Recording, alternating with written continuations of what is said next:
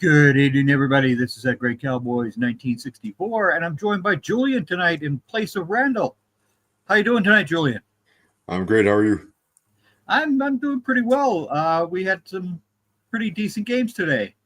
Let's go over last night. Oregon pounded Minnesota 42-13, Clemson 20, Louisville 19 on some awful field goal attempts by the Louisville Cardinals. Wow. Yeah. So, I mean, as if we're going to start with the Oregon game, obviously, I think everyone expected that. Yeah. Um, I thought there would be a bit more tenacity from that Minnesota defense, but listen, when you're playing an opponent like Oregon, no matter how you perceive them this season, that's the result you're going to get. And the officiating wasn't perfect in that game.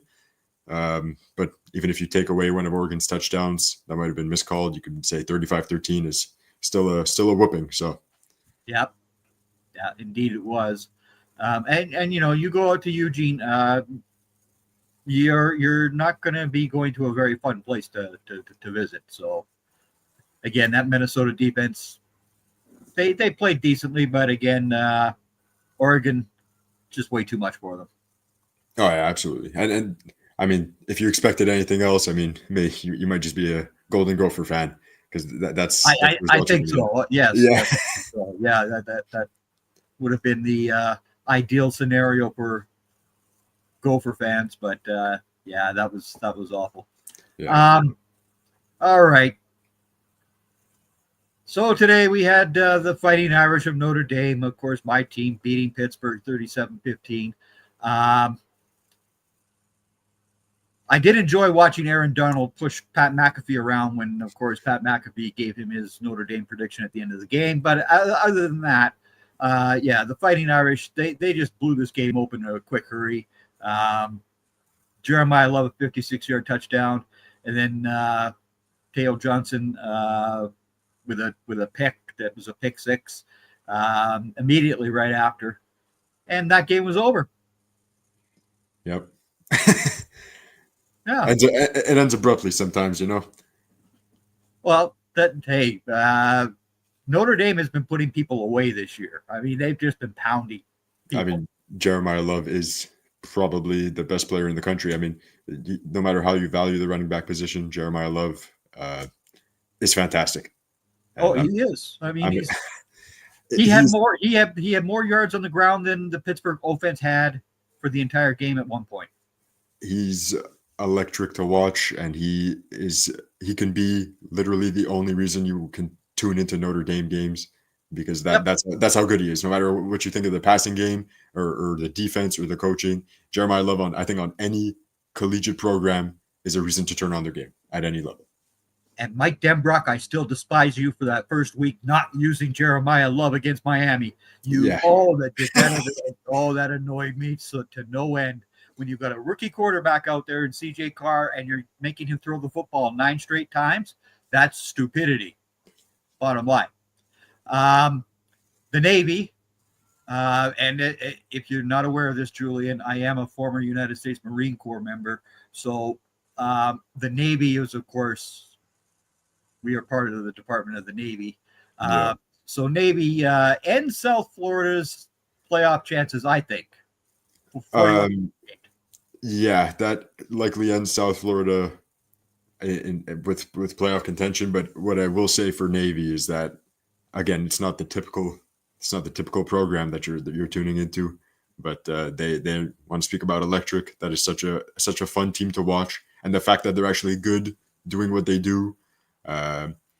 Heidenreich with a one-handed catch. I mean, such a bunch of fun players, a bunch of true athletes, right? I mean, you have to be part of the Naval Academy or any sort of United States military group. So you're just playing supreme athletes. And even if they're not the best football players, they're better than USF today. And that's all that matters at the end of the day. That's all that mattered. And when you saw USF this morning coming out with their toques on, and it's like, okay, that's not real cold weather, but again, for these guys from the University of South Florida, that is cold. Yeah. I mean, that was bitterly cold for them, right? All right. Mike Elko's number 3, Texas A&M Aggies 31, the South Carolina Gamecocks 30. This was two different games in one. The South Carolina was up 30-3 at halftime, and Texas A&M managed the comeback. Well, that's when you have you have such different calibers of teams. I'm sure the game plan going in, that Beamer ball game plan was great. It looked good. They were out coaching Texas A&M right after that the Elko extension. But if you cannot adjust, you're going to lose football games, especially when you're playing an opponent number 3 ranked Texas A&M. It doesn't matter. Obviously, it's not pretty for A&M, but Yeah. I think the fact that every single player and all the coaches went out there down 4 scores after halftime, and you win that game, that is resilience, that is talent, that is Texas A&M football, that is third-ranked football. Like I'm I'm not a fan of either of those teams, but I'm very proud of Texas A&M, and it makes me more excited to see what they'll do coming down the stretch. Yeah, this was because I mean, okay, even before Jimbo Fisher was around Texas A&M, they still always recruited these 4 and 5-star guys before Jimbo was there, while Jimbo was there, who ended up absolutely sucking. These guys were horrible, and they proved that by not making the very good marks in the pro ranks either. But again, this Elko team seems to have a little bit better of a balance than the other squads with their 4 and 5-star recruits. That they deserved the victory today. Yes, they do. Yeah. There's the Hoosiers, 31-7 over Wisconsin. I mean, okay, Wisconsin is not a very good team. We all know that. No. But the Hoosiers just I don't think anybody talks enough about the Indiana Hoosiers defense. Agreed. If we're going to go with the positives for the Hoosiers, week in and week out, you got guys like Aiden Fisher, one of the best linebackers in the country, and then I think D'Angelo Pons is such a fantastic football player. Okay, now Pons needs to come to Dallas in the draft. Okay, so don't mention that. Don't mention. Well, mention. That's when you talk about the draft, that's a guy that's going to fall no matter what. Because of his height. Because of his height. This guy's going to be a perfect slot corner in the NFL, guys. That's and that's the thing that people that follow the draft the way that you and I do. He's a guy that we're watching because he has a slot cornerback. I mean, he is going to be a good one. Oh yeah, I'm going to have him as a top 30 player in the draft. This is a fantastic football player. I don't know. We don't grade for height, and even NFL teams don't. But they have to think more logistically, like where am I going to put this guy on the field? But when you're grading a player, this is a fantastic football player, and like honestly, he could tackle even though he's 5'9". He's so sticky in coverage. And he's a game changer. Like he is honestly the game changer. When you're running the ball, it's Aiden Fisher. It's those linebackers. Mikhail Kamara, I think he's having a down year, but he's still a good player. But yeah, if you're trying to pass the ball in this Indiana defense, especially with a freshman QB today for Wisconsin, it's not happening. You can't throw to your receiver one. You can travel Pons to your receiver one, and it's locked down. Yeah, that's the bottom line of that. The Cincinnati Bearcats are now gone from the Big 12 race because they lost to Arizona 30-24. That school up north, it's that, and that's what I refer to them as on here, is that school up north. Went to Chicago today and played in Wrigley Field. They had 5 turnovers and won the game on a last-second field goal. I don't give them any hope of beating Ohio State this year, even though they're at home in their big house, blah, blah, blah. I don't consider the Wolverines as having a prayer against the Ohio State Buckeyes at the end of the month. Do you? Well, it's similar to any level of sports. When you have a rivalry, there's just something different in the air. So I will never rule out the team, especially with them beating them last year. I'll say Michigan is slightly better. honestly slightly better. Some may say a lot better, not slightly better than last year. They're barely squeaking these games out. They're going to stay ranked because they want that. They want They, that matchup to be yeah, special. They want that. they want that. They want those numbers to be high. They want those numbers to be high. Do I think it's going to be close when it actually comes to game day? No, I think Ohio State will wipe Michigan or that team up north off the map. Yeah. But I won't rule them out. Then I'll look silly because if they win, then I'm the guy who ruled them out. I don't care if I end up looking silly. I really don't, because that school up north, I despise with such a passion. And what happened to Michigan State this week, losing their games and all that other jazz because of the Mel Tucker garbage. Yeah. Again, this goes to the whole NCAA and their feelings towards certain schools, et cetera, et cetera. I don't care. Michigan should not have their national title. They should be gone. Yeah. I don't care. It's a weird double standard, especially if they're going to remove Michigan State for ineligibility. I think with proof of sideline cheating, sideline scandals, like that's something that you can't be leaving that up in the air. And again, they get away with that, but the Spartans have to give up their victories and everything else. It just drives me off the deep end. It really is totally bizarre to me. Okay, USC 26, Iowa 21. Malachi Lemon had a hell of a good day. Fantastic football player. He's a joy to watch week in and week out. That Iowa offense is not. They'll always be feisty, like in that Oregon game, but you just know at the end of the day they're probably losing. Well, again, if Iowa ever got an actual pair of wide receivers and a good quarterback, and they keep their tight ends, as everybody understands that they all go to the NFL, and their defense, which is always a solid group, then Iowa could be back in contention. But again, until that happens, this is what Iowa's going to be. Yeah, I mean, it was a step in the right direction trying to get Gronowski. He was a great passer in the FCS with South Dakota State.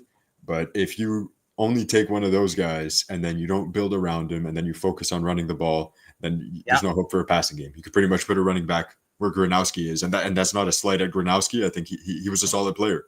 He's a very solid player. Very solid. You take away the option to pass the football and then he just becomes a running back. So yeah. That's what it is. Week in, week out. Iowa football. All right. There we have it. The Sooners travel to Tuscaloosa, and they give Kalen DeBoer his first home loss, 23-21. What'd you make of this one? A treat to watch. I love all types of football. I don't need a high-scoring battle. John Mateer is one of my favorite QBs, and with that injury, it set him back. But we saw his drive to win football games with that touchdown run, and we saw the coaching ability of Venables and everyone on his staff to lock down a high-powered Alabama offense, and that was really the treat to watch. Pressured Ty Simpson constantly, sacked the quarterback, and on that last drive, it really was locked down. There was no chance, even though they completed a 16 or 15-yard pass to get down to 4th and 6, whatever. I knew that there was no completion that was happening after that. Ty Simpson is a good player, but that defense with Bowen, what a fantastic game he had. So, wonderful. North Texas pounded UAB 53-24. LSU snuck by Arkansas 23-22. That was for Randall because he's in Fayetteville. With LSU, it's crazy to see them fall off the wagon like this, but not really. No, because they were led by Brian Kelly. Yeah, no, but it's something that even if it were to happen in Alabama, I'd also be shocked. Last year, I was shocked that they were as average for Alabama as it was. So it sucks to see LSU play like this, but a win is a win, and those guys that are planning to stay into next year at least have some morale to build on and some relationships that they can find comfort in. North Dakota State 48, Northern Iowa 16. North Dakota State, I don't care if people do not understand that level of football is excellent football. They are unbeaten. They have a really good quarterback. Yeah, Cole Payton. Yep. Very fun. Very, very fun. Very Taysom Hill-like with Yep. a raw arm that, listen, 1-year starter. And this is something we see constantly from North Dakota State quarterbacks. How many of them have been drafted? You got Wentz, you got Easton Carson Stick. Wentz and Easton Stick, then Trey Lance, then Cam Miller, and then probably Cole Payton this coming draft in April. Yeah. Fun player. I think that young man needs to spend another year in university though. He needs to spend another year. Yeah, I don't know how his eligibility would work. I think he's listed as a redshirt senior. Yeah. I don't know if he could stay in school, but I think with how we see the NFL draft, someone like Jalen Milroe, who was below average at a big school, someone could take a top 100 swing on Cole Payton, who was very much above average at a lesser with lesser competition.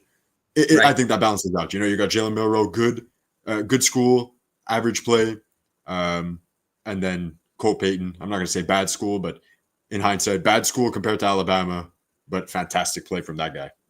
Yeah. And James Madison, 58, App State 10. James Madison is now the number one Group 5 team to make the playoff. Even a team like James Madison is so fun to watch. I love Alonzo Barnett. I don't care if he's not he doesn't have the size or he doesn't have the arm. He's very fun to watch. Petaway's been fun to watch this year, and even last year I really liked him, and that defense just shut down. App State's not great this year. Lost a few players in the transfer portal, but I mean, a 58-10 win is something you celebrate in the locker room, especially now that they move into that first spot, as you said. Yeah, exactly right. McAfee, you're West Virginia. They lost again. I'm sorry, Pat. I just heartbroken. Arizona State 25, West Virginia 23. Marshall is on here because this is the anniversary of the We Are Marshall plane crash from 1970. I think I'd seen something like that pre-game. Yeah. Good for them to get the win. Georgia Tech, 36, Boston College 34. Okay, Georgia Tech, their offense is awesome. I don't care what anybody says. Their offense is awesome. Fully agree. Their defense, of course, it had a bad first half. Let's put it that way. But Georgia Tech ends up with the victory. Yeah, I mean, like we said, a win is a win. They're a ranked team, but to struggle like that against Boston College, especially coming off that loss to an unranked team, was it their last game or the game before? NC State. Yeah, if you pigeonhole yourself into a certain offense, they're fun, and I think Haynes King is a solid player. Yeah, they're not built to pass the football like that.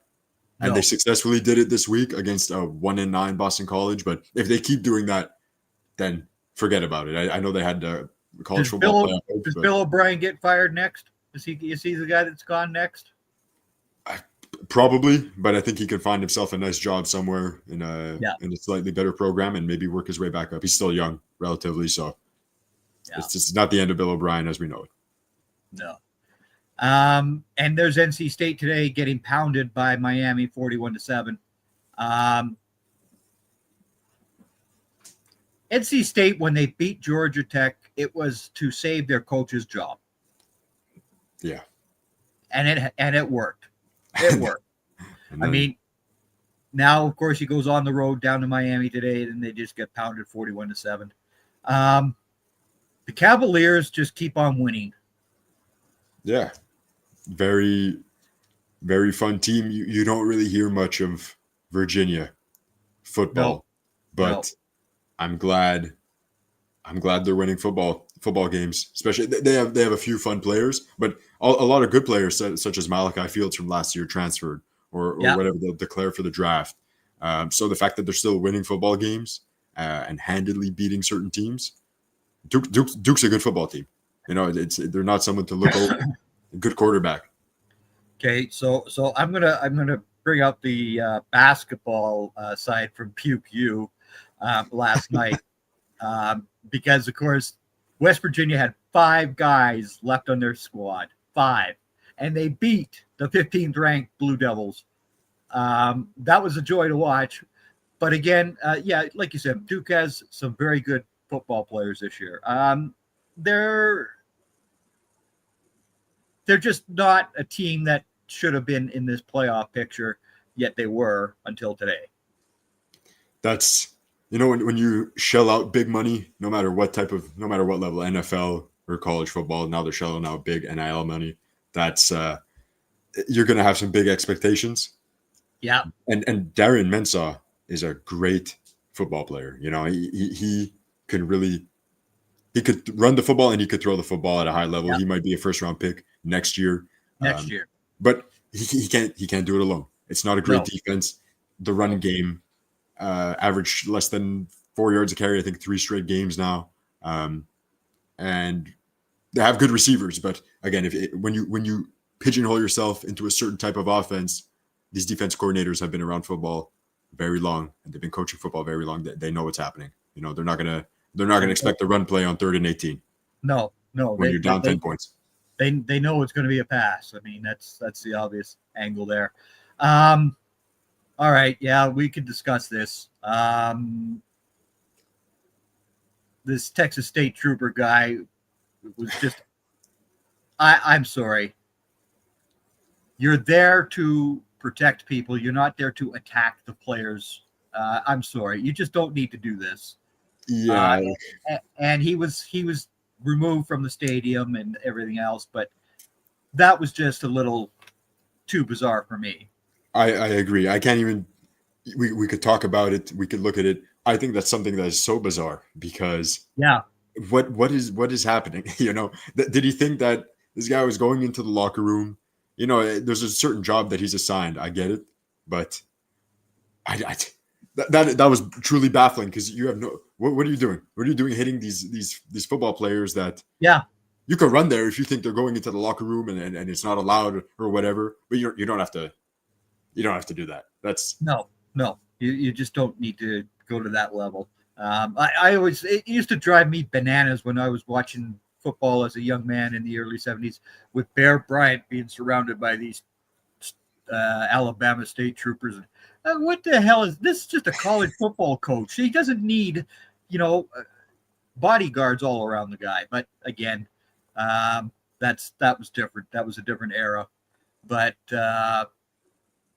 yeah, it really was bizarre to see that at the A&M game. Nick Harbor's not a small fella either, and that trooper could. I mean, if Harbor had lost his cool with this guy, that guy could have been sent to the hospital. Yeah, and it's for me, it's more like why is that happening? You see some words are exchanged. Yeah, it seems like every player on the South Carolina, there was like 3 players. They're just walking away, and the fact that there was no reaction is a great testament to maybe someone like Nick Harbor's personality and the guy that was standing next to him, one of his fellow players.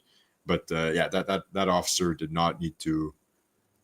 It was really, really bizarre to me. Instigation.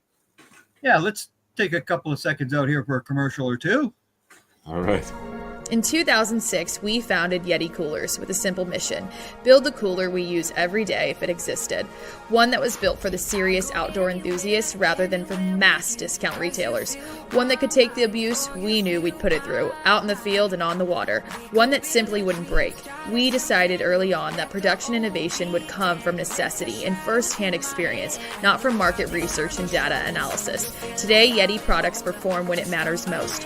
Whether that be an excursion into the remote Alaskan wilderness, chasing redfish on the Gulf Coast, or just getting together with friends in the backyard, we make gear that helps you stay out longer, travel farther, and live harder. #BuiltForTheWild. All right. I know you watch the draft eligible players and all that good sort of stuff the same way that I do, and all that fun sort of stuff.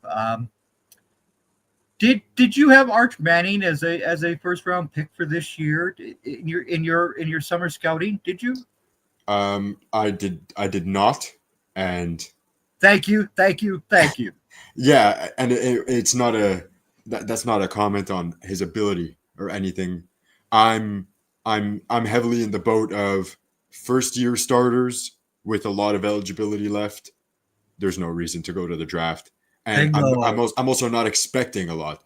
You know what I mean? Like I'm sure Yeah. I know he has tremendous ability, but there was no way in my mind that I'm thinking, yeah, he's going to walk into Ohio State and beat up on that defense, which it just keeps it keeps creating new studs.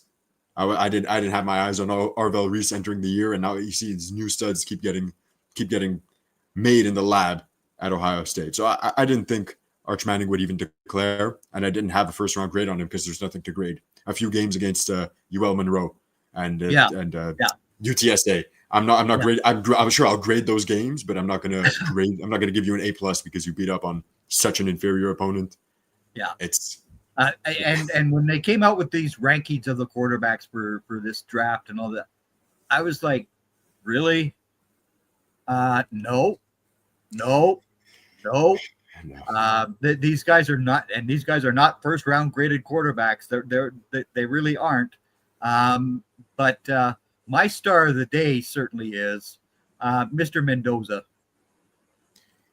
Yeah, he is my favorite quarterback in the 2026 draft class. And he's not a one-year starter. He was very, very solid for California last year.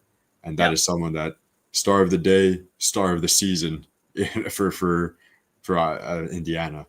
And I don't know how you specifically graded him, but that's definitely a top 10 player in this coming draft class. And he's my first QB, and I don't see myself moving off of him for someone like Ty Simpson or Dante Moore. No.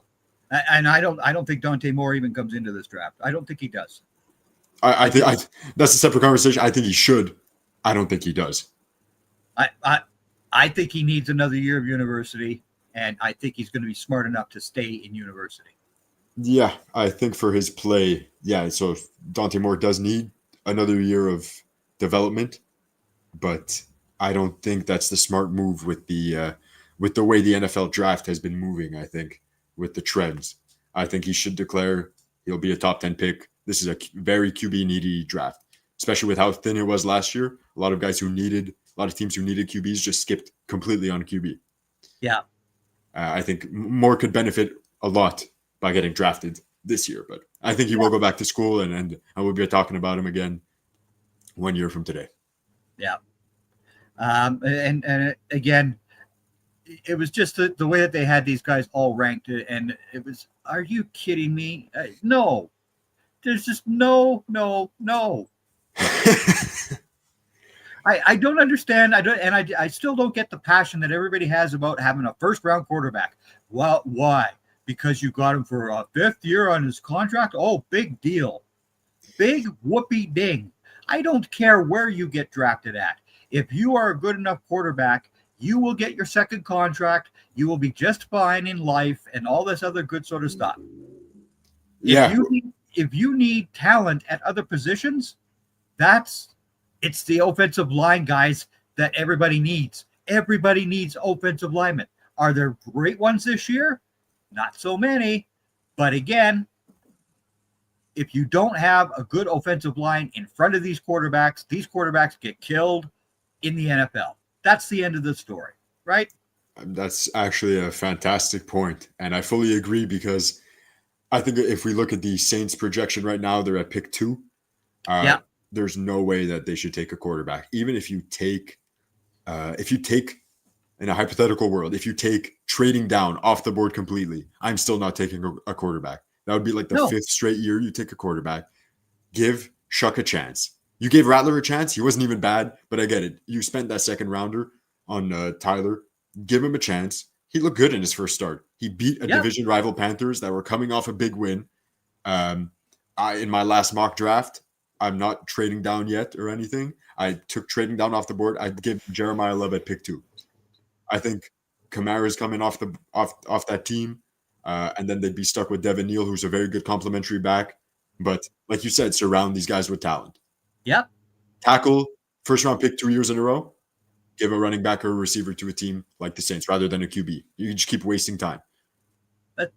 And this is what NFL scouting rooms have become, is a waste of time as far as I'm concerned, and especially when certain owners get involved in the equation, it just becomes an absolute nightmare.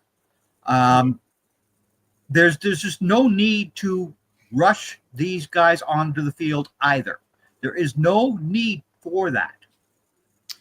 I fully agree, but the people that would disagree with you are the head coaches that are on the hot seat, or the general managers that are on the hot seat, because they need these guys to ball out to save their job. But I think something that can help what we're saying about development is you put Jackson Dart in very early, he looks good, and the head coach still gets fired. Brian Daboll gets fired. Yeah. So maybe sitting your QB behind a veteran, letting him develop, is a good idea. The guy that everybody really likes, Mahomes, he waited for a year. He did not play. There you go.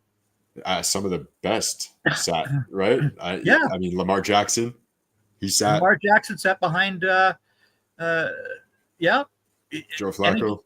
Joe Flacco was there. You need time to develop. Absolutely. To be able to play in the NFL. If Archie wants to come out into the draft and throw like his Uncle Peyton did this first year, could you imagine Peyton Manning in this social media age now going through that? He would have been destroyed. No, that's something that every QB, I think, if we're talking one for one, someone like Fernando Mendoza can probably start week 1 for the Miami Dolphins. Heavy RPO offense.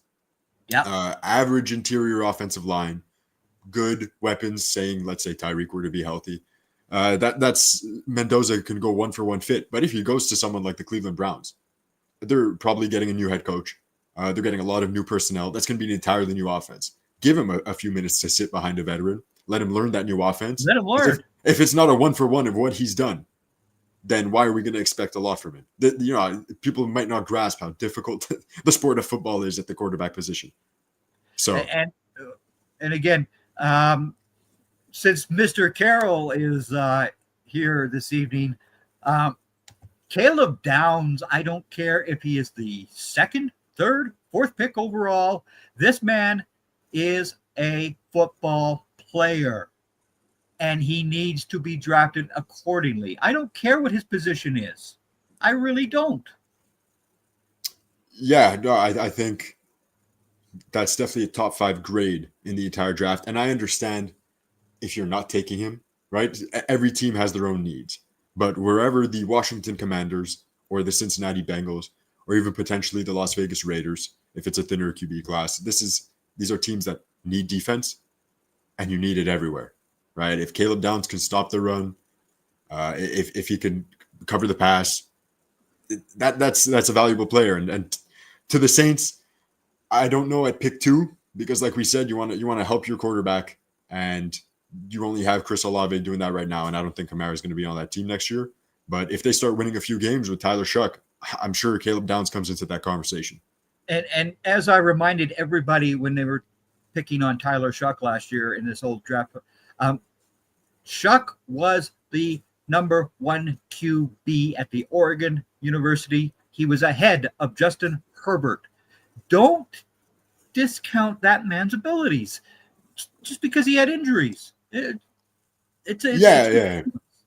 I finished with a 4th round grade on him, and not that I grade injuries per se, but if I'm grading the player as a whole. So if I see 3 games from you each year, then we're kind of spreading it, and I finished with a 4th round grade on him, and I think he might make me eat my words. He might shove that draft grade somewhere I might not be pleasant with, because he looked good in that first start. And I get it, it's a first start. Defenses didn't have film on him at the NFL level, but that was a very good first start with not much. He's not working with much. Good tight end, good left tackle, good right tackle, and good Chris Olave. That's about it. Yeah. But again, you have the talent on the line. And if you don't have the offensive line talent in front of you, you end up getting killed. And I'm so sick and tired of all the NFL fans out there and the media especially who go after these young quarterbacks that they can't play, blah blah. That's a whole bunch of BS. If they had 5 guys that are playing decently in front of them, anybody can be a good quarterback. Anybody. Well, with an attestment to that, CBS Sports had former Titans general manager Rand Carthen grade picks, and that was all over Twitter. I was all over X the last few days. I think he gave Cam Ward a C+ grade and Jackson Dart a B- grade. I mean, these guys have started like 9 games. Not even Jackson Dart started like 6, and you're throwing these grades out into the open. It's so it's absolutely asinine. Yeah, that's silly. I mean, you're a grown up, and it's not just him. It's not just former GMs. It's people all over the world with different brands. You can't be grading players after 6 games, 9 games. Even I'll give you 1 season. You can say a player is playing well or playing poorly, but to actually put a grade on these games, I think is ridiculous. I'm not grading them. I'm saying, oh, he's playing good, he's playing bad. He could build on this. He needs to work on that, and that's about it. And then you move on to the next season. I mean, Troy Aikman was the first overall draft pick. He went 1-15 that first season. Everybody would have destroyed that guy as far as his mental aspect went and everything else if this internet world was alive then. Oh yeah, what did he do? Oh yeah, just won 3 Super Bowls. That's it. That's all. People don't have the patience that they need. Yeah. It's progressively getting worse too. We see every year these quarterbacks that have a bad season get shipped off or get benched, and then you'll see rebounds like Baker Mayfield, who wasn't even bad. He had a bad year and an injury riddled year, and they got rid of him, and now he's firmly in the MVP race. He's a stud. He's a top 10 quarterback. I mean, that's again. I mean, everybody was writing that guy off.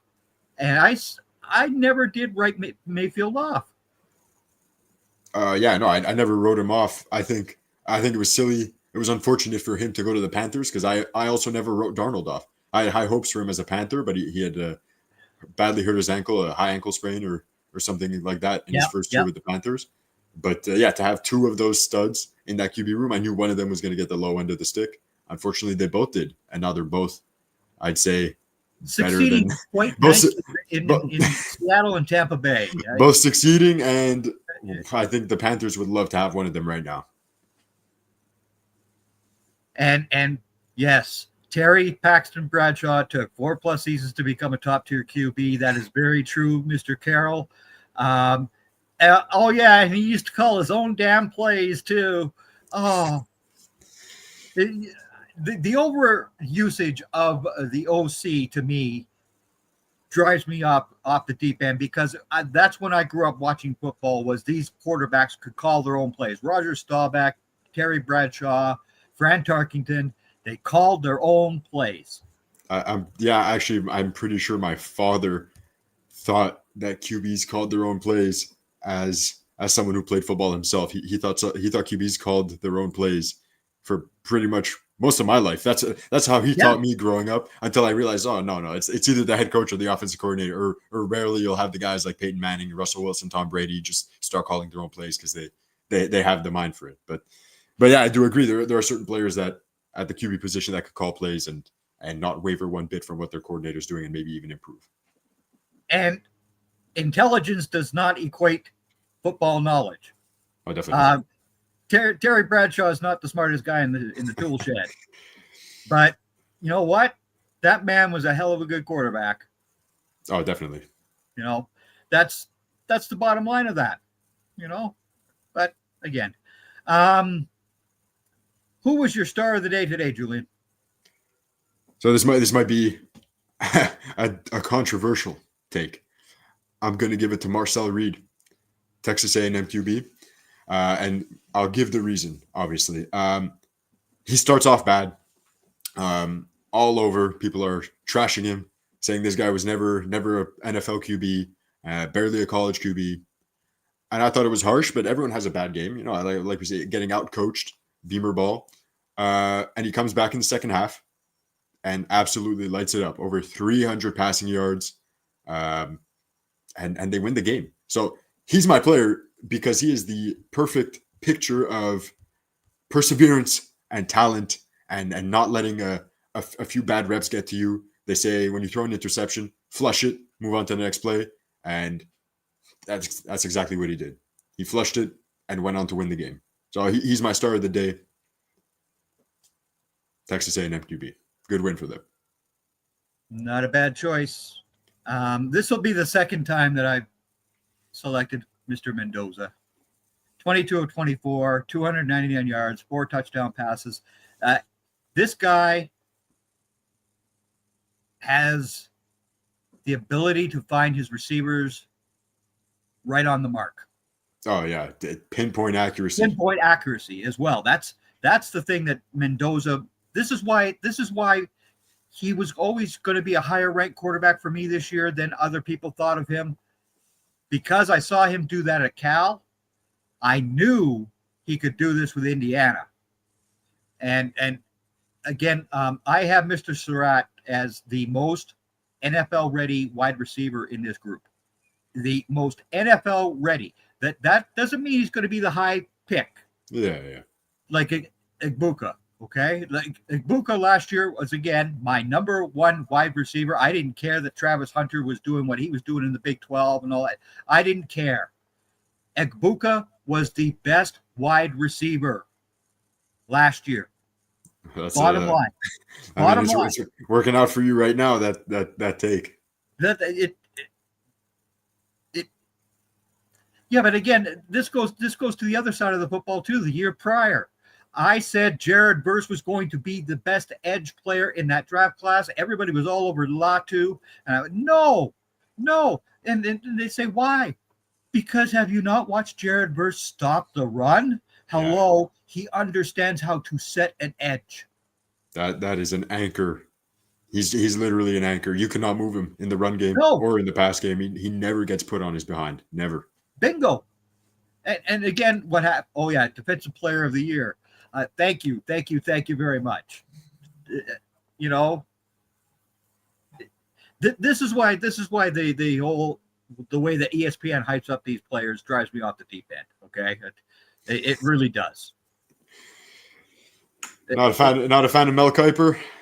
Well, Mel is just Mel, right? I mean, but it's just the way that they all hype up these guys from these certain schools all the time. Blah blah blah blah blah, and well, I'll give you another guy. The left tackle from William and Mary last year. Charles Grant. Yeah. I was all over Charles Grant. I liked him, and I think he's on the Raiders, so that's just right now it's a bad spot. They're looking.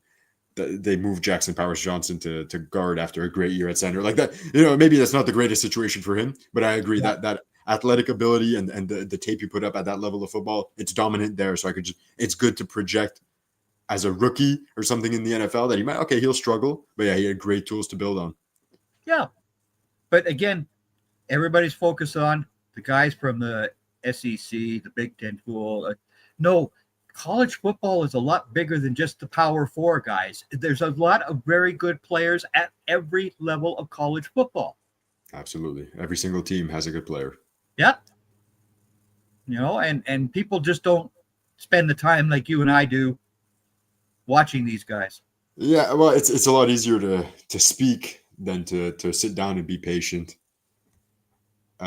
So I think that's where it comes from. You know, it's easier to just talk about anything, but it's more difficult to sit down, understand the game of football, and actually have to form your own opinions on these players. Yeah, it boggles my mind how people just dismiss these guys. Though it's just it drives me to no end.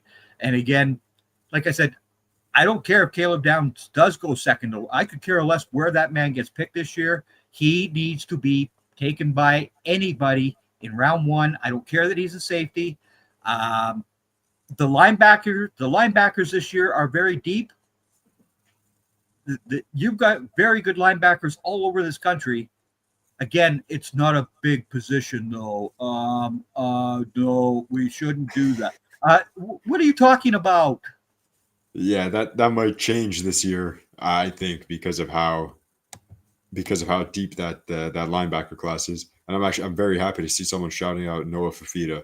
Yeah. I love Noah Fafita, and I had him as my first QB summer scouting before last year. And unfortunately, it was a very down year for him in that Arizona offense. Yeah. But I'm glad to see him rebounding. I root for him every single week, and he doesn't have studs on that Arizona offense. It's No. I love Ismail Mahdi at running back, but they don't even use him that often. He plays like 40% of their snaps. So yeah. I'm very happy to see him win that game today and have a fantastic bounce back. Next year is his year. Yeah. The Georgia Bulldogs are up 14-3 right now on Texas. Texas, why they were still being mentioned in this whole playoff thing on Tuesday night bothered the heck out of me. I'm sorry. They're a name. Yeah, they're a name, but that's all they are. This team is not a playoff ready caliber team like they were last year. They're not. Oh, definitely not. And this all started what? Because they beat Vanderbilt. Wow, they jumped 10 spots because they beat a 9th ranked Vanderbilt. Yeah. And that was, you see, that's just a well played game, a well coached game. I don't agree with them being top 10. And I think, I knew Georgia was going to win this game. It's not over. Can't count them out. But this is a Georgia game. I think the Bulldogs are better than the Bulldogs beat them twice last year as well. Yeah, no. It's just you go down to between those hedges there in Athens, and you try winning a football game. I mean, this is why Kalen DeBoer got full marks for me, because Alabama did go in there and beat them. That was a great game for them. But you go down between those hedges, it is a very tough place to play football at. Yeah. And again, I mean, we can't, I will never discount any team that is as good as Texas, as well coached as Texas. But when you lose all that talent in the draft, it's very tough to, it's very tough. They didn't have the same type of recruits that Ohio State did. Let's put it that way. Ohio State, like I said, these guys are built in a lab. Scary humans. They are frightening. And they've got an NFL defensive coordinator who is teaching them how to play the next level. Yeah. Well, yeah, and no matter what you want to say about him with his time in the NFL, I think he is a genius football coach, Patricia. Yeah. And when you have someone like that teaching you football, with already the amount of talent they have, with McDonald, with Reese, with Downs. Downs has been amazing. Even, that's a guy that could have started probably as a junior in high school. Could have started on an SEC program. What a stud that guy is. And all these guys are going to go to the NFL, and we might not even notice a turnover next year because they have guys waiting in the wings. Just, it's frightening. It really is frightening. Hayes King was your star of the week, Bill. He had a great day today. But again, Georgia Tech's issue is their defense. If this offense does get off to a good start, though, at the end of the month against Georgia, oh Lord, that could be a nightmare for the Bulldogs. That was a fun game last time they played. Yep. But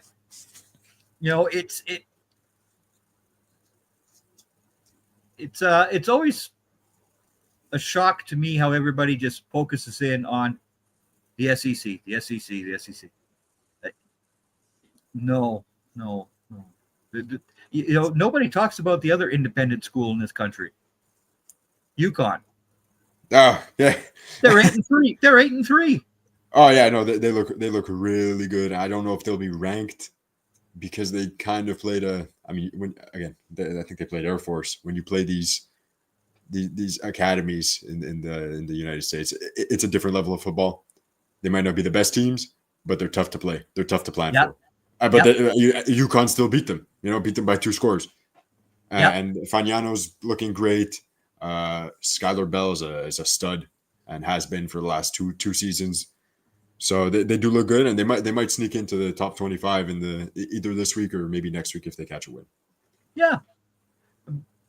Again, there's another player, Lunt, from last year's Huskies team, that was being overlooked because of their schedule. Do you guys not understand how to play left tackle? Hi. Mr. Lunt plays a very good left tackle. It boggles my mind how people don't understand how a kid could be at a school that isn't an Alabama or a Michigan or an Ohio State or Notre Dame, and we still like the kid.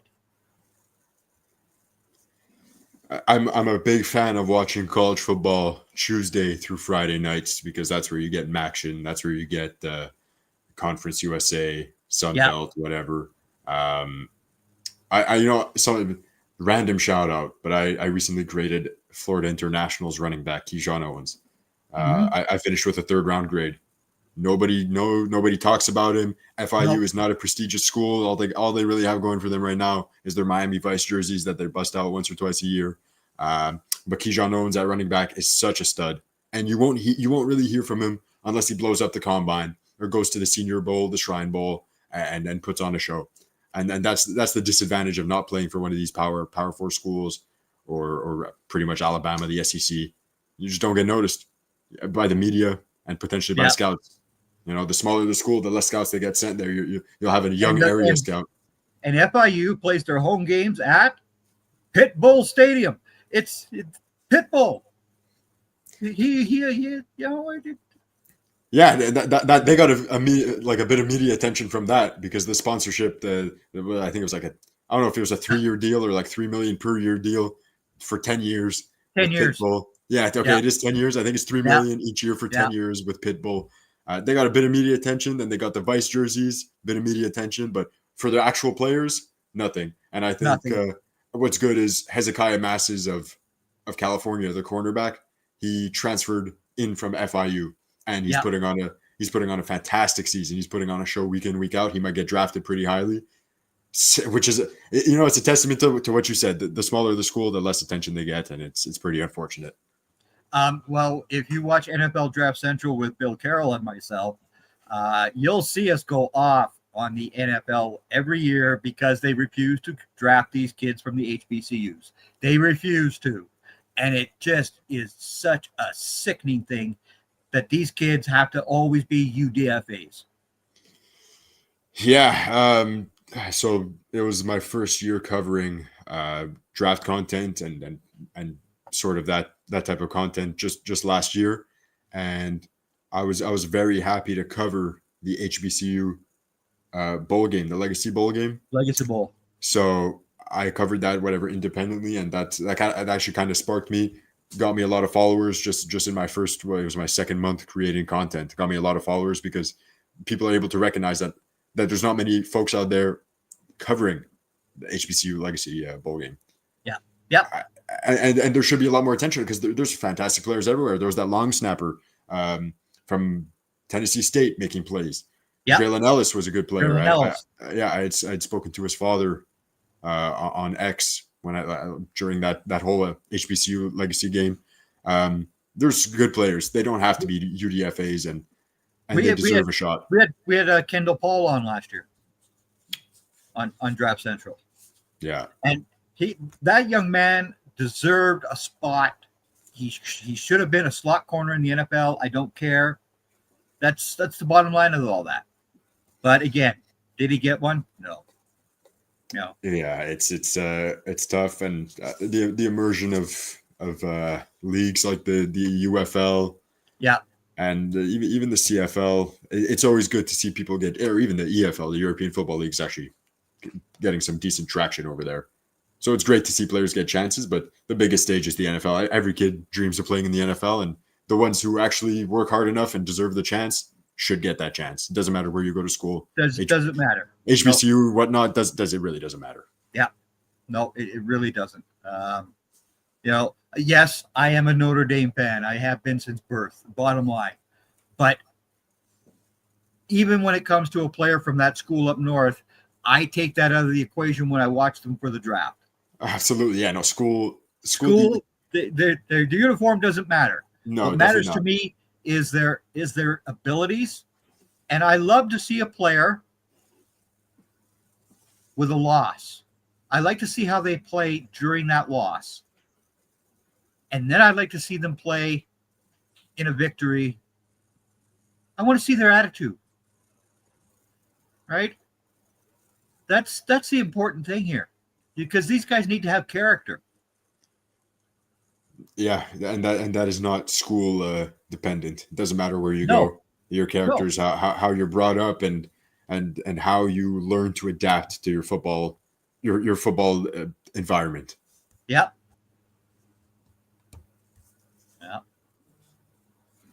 No. And it's still 14-3 with 6 minutes left in the second quarter here.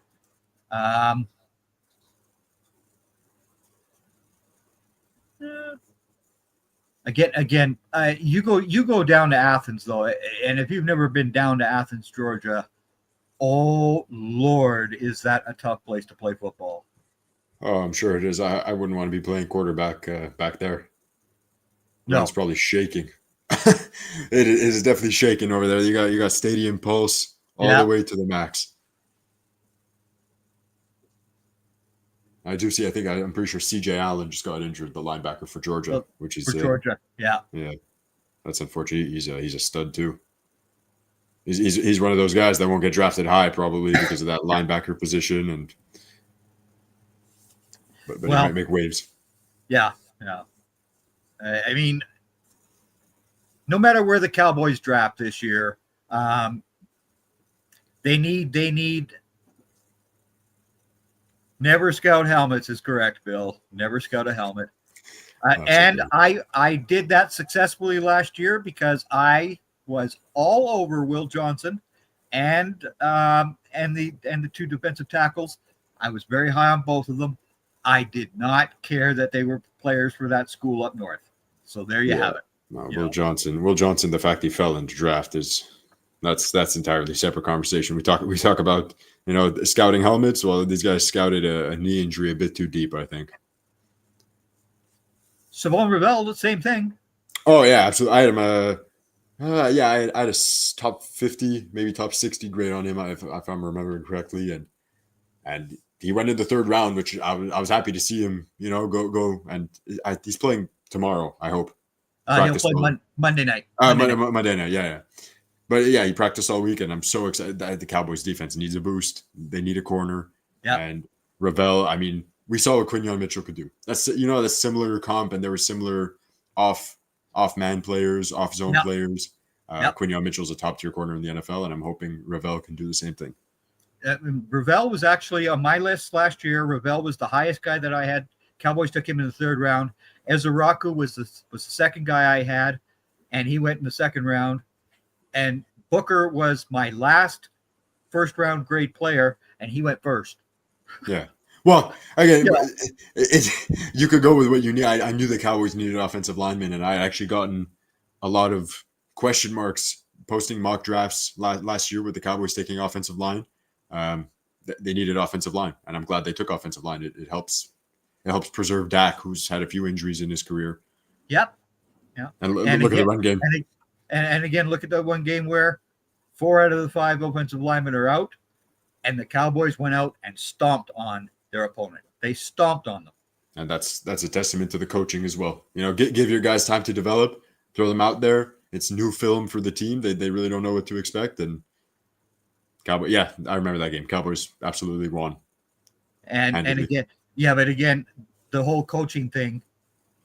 I mean, Dan Quinn was a very good DC for the Seattle Seahawks. He led the Falcons to a Super Bowl, but his evaluation skills absolutely suck. They suck.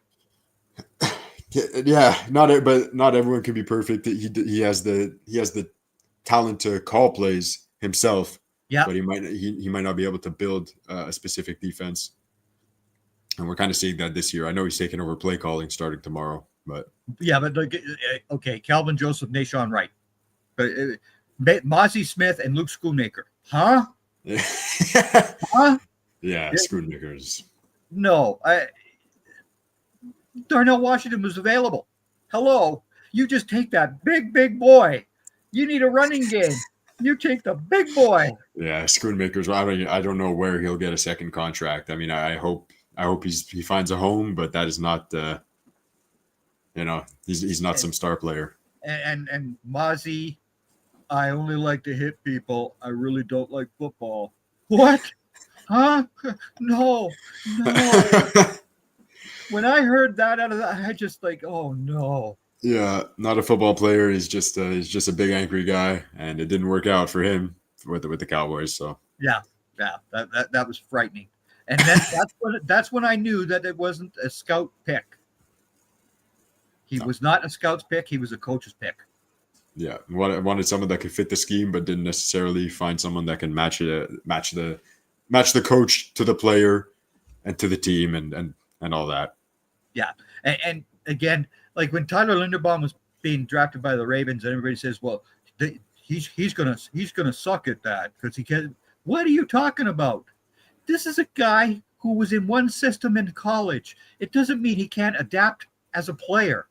He's a very good center in the NFL. Thank you very much. Fantastic, definitely top 5 center in the NFL, and he's gonna get paid. Definitely. So Marcel Reed was your star of the day. Fernando Mendoza was my star of the day. It was enjoyable having you on here, Julian. Tell everybody what you do. Yeah, so as I said before, I just started last year writing articles and posting draft prospect breakdowns on X. My handle is in my name over here. It's at @draftlives_here.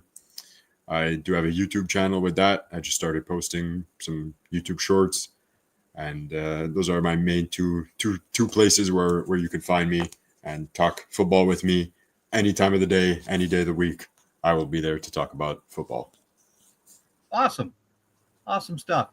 And of course, Randall is not here this week. He will be back next week.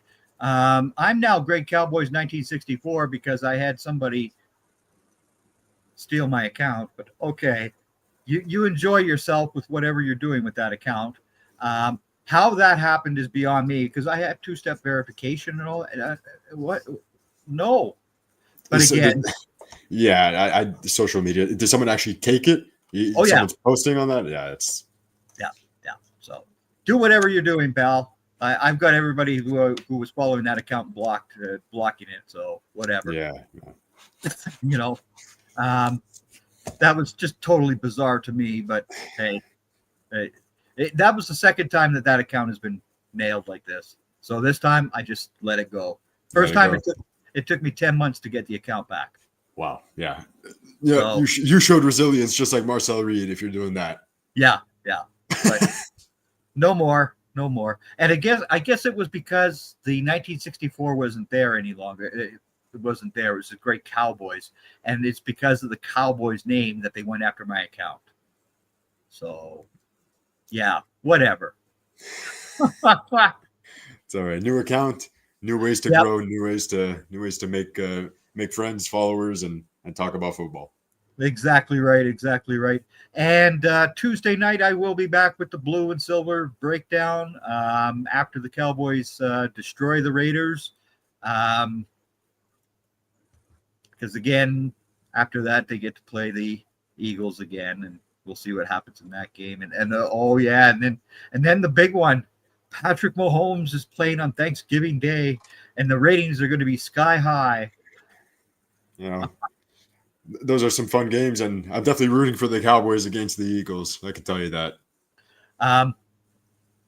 If that wasn't that hour and 20-minute delay, the Cowboys would have beaten Eagles in week 1.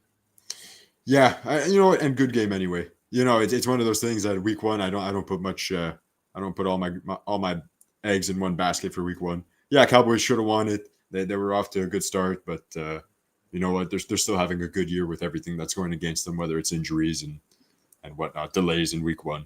Still having a good year, and I trust in them to probably make the playoffs. Well, I'm not quite as hopeful as you as far as the playoffs go, because it's 3-5-1, and they get the Eagles, the Chiefs, the Lions. Yeah, don't get me started on the Lions. I think the Lions actually are a pretty weak top team. But well, they still have enough talent. Absolutely.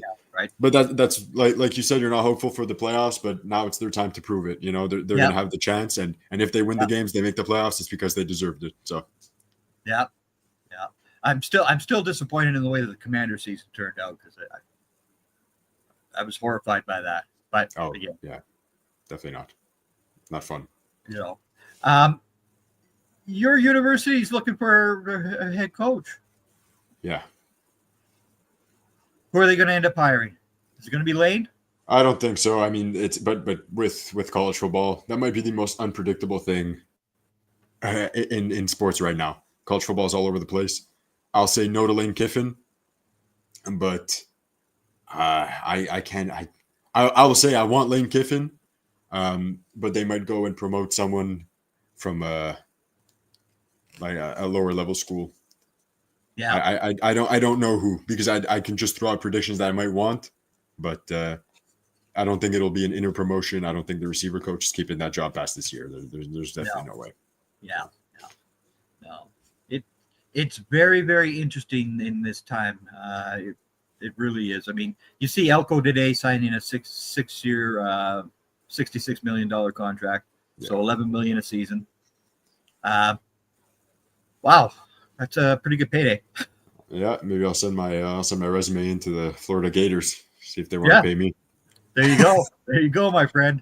All right. It was a pleasure having you on here, Julian, and everybody else. Next Saturday at 8 p.m. Eastern Time, we will be back. And take care, everybody.